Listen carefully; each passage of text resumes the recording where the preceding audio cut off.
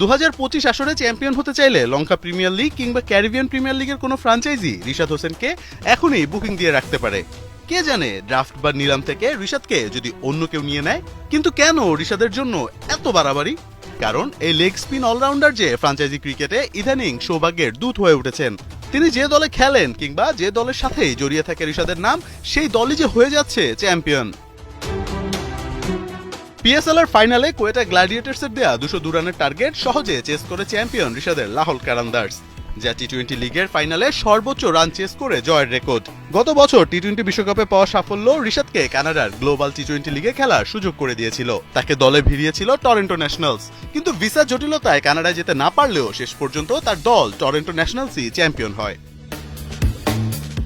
অস্ট্রেলিয়ার Big Bash লিগের সর্বশেষ সিজনে রিশাদকে কিনেছিল হোবার্ট হ্যারিকেন্স, তবে বাংলাদেশ দলের ওয়েস্ট ইন্ডিজ সফর থাকায় বিসিবি তাকে এনওসি দেয়নি। তিনি না খেললেও চ্যাম্পিয়ন হয়েছে হোবার্ট হ্যারিকেন্স, যা ছিল দলটির ইতিহাসে প্রথম শিরোপা। এছাড়া গায়ানায় অনুষ্ঠিত গ্লোবাল সুপার লিগের প্রথম আসরে রিশাদ খেলেছেন রংপুর রাইডার্সের হয়ে।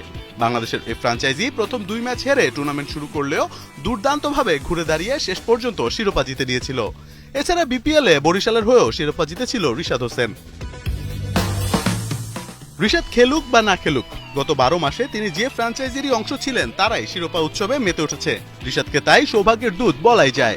বাংলাদেশি ক্রিকেটারদের মধ্যে সবচেয়ে বেশি টুর্নামেন্টের শিরোপা জিতেছেন সাকিব আল হাসান। পিএসএল এ লাহোর কালান্দার্স চ্যাম্পিয়ন হওয়ায় মোট 6 দলের হয়ে 7টি ট্রফি জিতলেন সাকিব। কে জানে রিশাদ হয়তো খুব জলদি ভেঙে ফেলবেন সাকিবের এই রেকর্ড।